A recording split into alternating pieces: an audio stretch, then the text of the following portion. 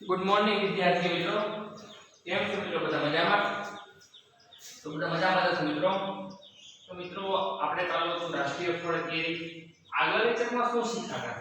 શું મિત્રો આપણે વાત ઓછી કરશું એટલે ઘણો ફોકસ કરશું, કેમ કે વાત બહુ કરી લઈએ આપણે.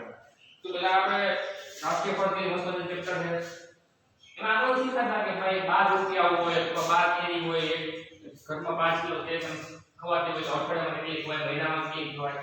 तो एना मतलब के मोटी रकम ઉપર થી નાના જવાબ આવે ગુણાકાર કરીને. શરૂઆતમાં કેવો હતો? ધોરણ 3 સુધી 3 સુધી કહું છું, ડાયરેક્ટ ગુણાકાર કરી નાખે 12 થી 15 કરો और फटाफट કરીને. હવે એમ કહી દે કે ભાઈ એક વસ્તુ છે, એક બોલપેન છે એના 15 રૂપિયા છે, તો 12 બોલપેનના કેટલા રૂપિયા થાય? આપણે શું કરીએ? 12 ગુણાકારમાં 15 ચાલો શીખ આપણે. તો મિત્રો રીત છે રીત નોંધની. હવે ભાઈ વાક્ય સ્વરૂપ આપણને આપે છે, નવું કરતા નથી. એટલે મિત્રો આપણે હવે પાઠ આગળ વધારીએ. પહેલા કીધું ગણિતના લેક્ચરમાં પાઠ્યપુસ્તકો વિશે પેન્સિલ હોવી જોઈએ. ગણિતના લેક્ચરમાં સર વિચારવો બધે કે સાહેબ રકમ નથી લે, સાહેબ દાખલો કરાવે, બુકની શું જરૂર? તો પાઠ્યપુસ્તકની જરૂર પડે. કયો દાખલો કરાવો છું, શું ભણાવો છો ખબર તો હોવી જોઈએ. મારો દાખલો કાપી લો તો મને ખબર પડે. એટલે પાઠ્યપુસ્તક તમારી સામે હોવી જોઈએ. કેવી પેજ નંબર 3 ઉપર વિગત આપણે ગણતરી કરી લીધી. હવે મસ્ત મજાનો ટોપિક વાંચવાનો છે. કાચી કેરીની જેમ પોપટ ચાપ મારે તેમ ગામડામાં વેકેશનમાં નાના છોકરાઓ પથ્થર મારી પાડવાની હરીફાઈ કરે. છોકરાઓમાં એકાદ કેરી પડે તો તેઓ પતંગ કપાય એટલી ખુશી થાય. અરે હા, હરીફાઈમાં કેરી તૂટે અને માથા પણ તૂટે. સાથે સાથે લોકોની લીલીછમ લાગણીઓ થોડી રતુમડી બની જાય અને માતાઓના જીવ પડીકે બંધાયા રહે. આ બધું શહેરોમાં જોવા મળતું નથી. જો એવું દ્રશ્ય સર્જાય તો તેમાંથી તેજ આમો નીચે મહાભારત રચાઈ જાય. કોયલના ધુકાને બદલે માણસો ગુંગરાગુડ થઈ જાય. શું કહે છે આપણે થોડું સમજ દો ને. આ ગણિતનો ટોપિક નથી તો ફોન વાત કરી આપણે જ્ઞાન સાથે ગણવા થઈ ગામડામાં કેવું દ્રશ્ય વિચારો. આ સિટી વાળા કોઈ ઓછી ખબર હોય, એ લોકો મેન્શન કર્યું, એ લોકો કીધું આપણને. ગામડામાં કેવું હોય કે આવે એટલે બધા છોકરાઓ જાય એટલે કેવો પોપટ હોય ને, એ પોપટ આપણે હાથ કે પોપટ છે કે એમાં થોડું આ ઉપર કાઢ નાખે ને પછી ખાઈ લે. તો એમને રહેવા દે કેરી પડે નહીં, કારણ કે ઉપર તો ટ્રેન ની જાતા એ પડી જાય. પછી આપણે લાગે આ તો કેરી અધૂરી છે, પોપટની અધૂરી ન હોય, એ પોપટે ખાધી હોય ચાન્સ મળે. એવી તમારા છોકરાઓ શું કરે કે સબ લગાડે, હરીફાઈ લગાડે કે ભાઈ પાણા લઈ 3-4 ઘા કરે કે બીજે કેટલાની પડે એ જોવે. થાય એવું અમુક વાર જો કેરી પડી જાય તો બહુ ખુશ થાય. આમાં કીધું ઉત્તરાયણમાં પતંગ લગાવતો કોઈ કોઈ પતંગ કાપી નાખે કેવા ખુશ થાય. રાયડો આવે આઈપો છે ને એવું આવી જાય બધું. તો મિત્રો એવી ખુશી આપણે થાય હો કે કેરી પાડી લે એ આમ પછી આપણે કે મારો નિશાન અર્જુન જેવો થાય. તો આપણે એવી રમત કરતા હોય દરેક ગામડામાં. અમુક થાય કે હું કાઈ પાડો ઘા કર્યો કેરી પાડવા માટે ઓલી સાઈડ છોકરો હોય તો એ સીધો પાડો આવ્યો છોકરાના માથા ઉપર. તો શું થાય? છોકરા લોહી નીકળે, બરોબર, એના મમ્મી કી જાય, મહાભારત જેવું કશું જાય, એમાં બાંધે. એટલે અમુક કેવું થાય કે છોકરા નાના છોકરાઓ આમને કેવું છે પાડવા તો બધાની મમ્મીઓ ટેન્શનમાં જોઈએ. હવે શું થશે? છોકરાઓ પાછા ઝડપથી આવી કેરી પાડવા જાય, કોઈ નુકસાન ન થાય તો સારું, એવું વિચારતા હોય. અને મગજમાં એ વિચારતા હોય. પરંતુ આવું દ્રશ્ય હવે તમને જે જણાવ્યું એવું દ્રશ્ય સિટીમાં પોસિબલ જ નથી. કેમ? વિચારો. પેલી વાત શહેરમાં આંબા હોય છે, માનો કે હોય પણ માનો ભાગે તો શેરીમાં એટલા બધા મકાનો થઈ ગયા છે, એટલા બધા ઘર થઈ ગયા છે કે અમુક સોસાયટી કે શેરીમાં 4 વ્હીલ રાખવાની પણ જગ્યા હોય નહીં. બરાબર ને? અમુક શેરીમાં 4 વ્હીલ રાખી શકીએ આપણે. તો મિત્રો પાણો મારી કે લાગે 4 વ્હીલના કાચમાં લાગે, કોકના ઘરમાં કાચ ફૂટે અને પછી થાય મહાભારત. અને શહેરની તો ખબર છે ગામડામાં બહુ ઉછવાઉ જોવા મળે. પણ નાના છોકરા આમાંથી કેટલો ઉત્સાહ છે તમે જુઓ. તમે લોકો આમ બહુ બધા કેરી પાડવા માટે પથ્થર ગાતો છો અને કેરી પડે પછી કાચી કેરી ખાવાની બહુ યાર, કારણ કે આપણી મહેનતની છે ને. એટલા આગળ શું તમે કેરીના આવા ચિત્રો જોયા છે? કેરી તેના પાન સાથે વધુ સુંદર લાગે છે. નીચે મુજબ તમે પણ કેરીના ચિત્રો દોરવાનો પ્રયત્ન કરો. કોઈ કેરી છે આપણે કેરી જોઈએ છે, કેરી જોઈએ છે, આંબો જોયો છે, આમાં કેરીમાં મસ્ત મજાનું મોઢું દોરી બતાવ્યું છે અને એક કેરી છે ને ઝાડવાની બાજુમાં છે લીલા કલરની, એ તો બે પાંદડા છે. તો એમ કહે છે કે કેરી તો પાના સાથે હોય તો કેવી મસ્ત લાગે, કેવી સુંદર લાગે. તમારે મિત્રો આવા ચિત્ર દોરવાના છે હોમવર્કમાં. એક કેરી પાકેલી છે, એક કેરી કાચી છે, પછી આંબો દોર્યો છે. હવે શું તમે જાણો છો ભારત એક વર્ષમાં અંદાજે 1,60,00,000 ટન તો મિત્રો કેરીનું ઉત્પાદન કરે છે. ટન એક નવો એકમ છે, તમારે જો અત્યારે યાદ ન રાખો તો પણ ચાલે, પણ તમને થોડું જ્ઞાન વધે ના પણ તમને કહી દઉં. તમને કાલે જ વાત કરી કે આપણે વજન કેમાં માપીએ?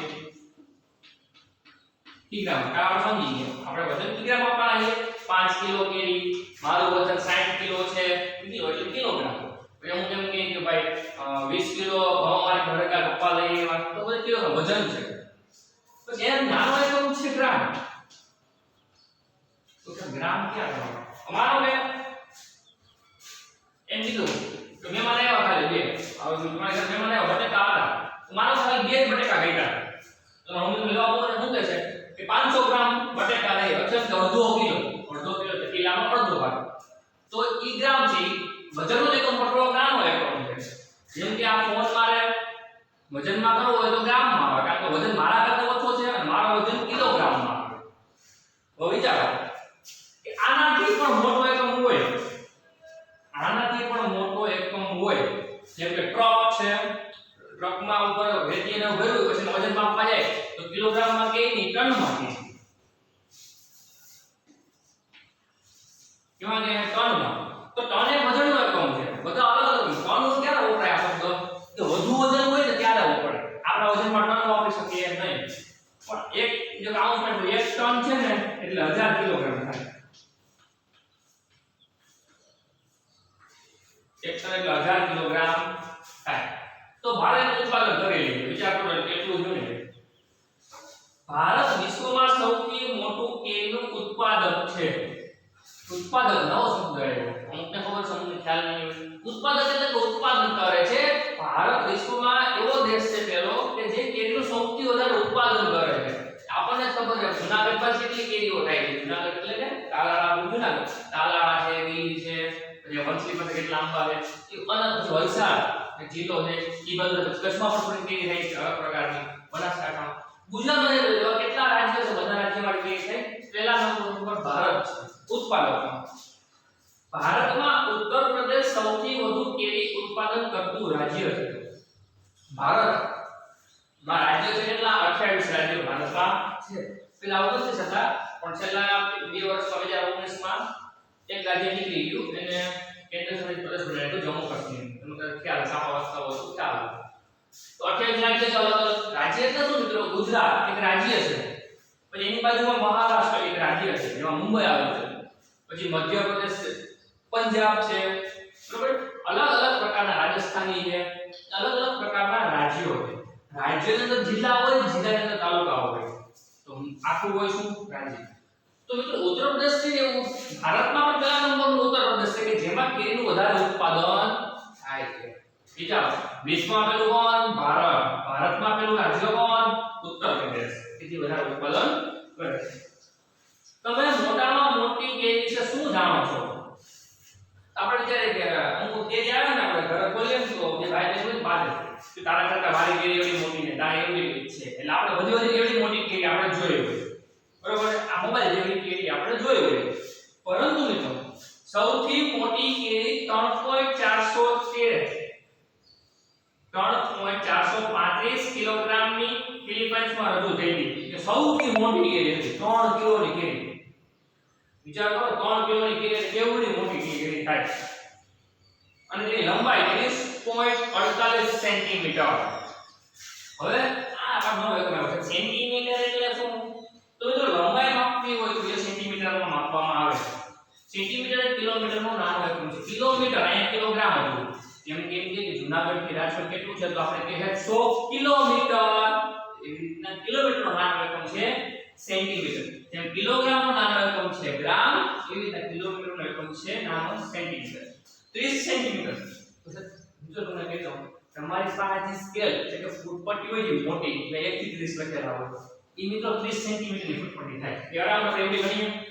એવડી કેરી છે હાઈએસ્ટ મોટા મોટી ફિલિપાઇન્સમાં રજૂ થઈ ગઈ એવડી મોટી કેરી. પહોળાઈમાં તો વાત પૂછવામાં 17.78 સેન્ટીમીટર. ફૂટપટ્ટી અડધું થાય ને અડધી નાની ફૂટપટ્ટી હોય એવી થાય પહોળાઈ. પહોળાઈ એટલે આમ, લંબાઈ એટલે આમ. હવે અલગ ચિત્ર લઈ ચિત્રવાળું કામ છે નહીં. પછીના પેજ ઉપર પેજ નંબર 5 ઉપર થાય આપણે શું કે જ્યારે તમે બજારમાં ખરીદી કરવા જાઓ કેરીની વાત આવે છે ત્યારે કેરીની અનેક જાત જોઈને મૂંઝાશો નહીં. હવે છે જાત તો માનો કે તમે કહો કેરી ક્યાં કાકા ઘરમાં પપ્પા વાતો કરે કે અમારી ઘરે તો કેસર કેરી છે. તમે જે બોક્સ લઈ આવો છો એમાં લખેલું તાલાલા ગીરની પ્રખ્યાત કેસર કેરી.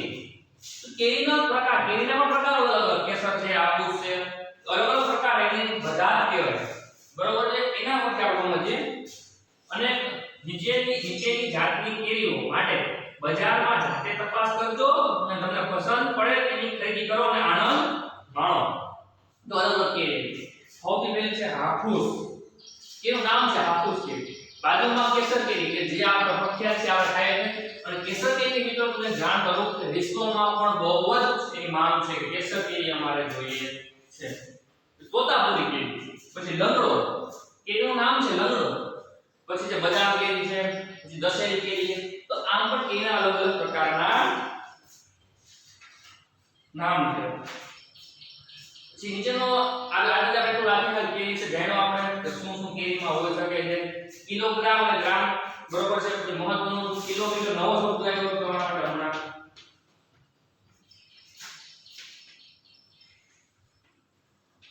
સેન્ટીમીટર તો એને શોર્ટમાં લખાય cm સેન્ટીમીટર. તો કિલોમીટરનો નાનો એકમ છે. નાની નાની વસ્તુ હોય જેમ કે મારો મોબાઈલ છે તો સેન્ટીમીટરમાં માપવામાં આવે પરંતુ મારા ઘરથી મારા ભાઈબંધનું ઘર બીજા છેડે તો કિલોમીટરમાં માપવામાં આવે છે. આપણે જૂનાગઢથી રાજકોટ કિલોમીટરમાં, જૂનાગઢથી દિલ્હી જવું હોય તો કિલોમીટરમાં આપણે જેમ સાંભળ્યો છે 1500 કિલોમીટર જૂનાગઢથી દિલ્હી થાય છે. જૂનાગઢથી મુંબઈ જવું તો 700 કિલોમીટર થાય છે. તો એ મોટું એકમ છે એટલા માટે કિલોમીટર બાકી આપણે સેન્ટીમીટર સૌથી નાના. કિલોગ્રામ અને ગ્રામની તમને જાણ થઈ ગઈ છે. તો વિદ્યાર્થી મિત્રો થેન્ક યુ.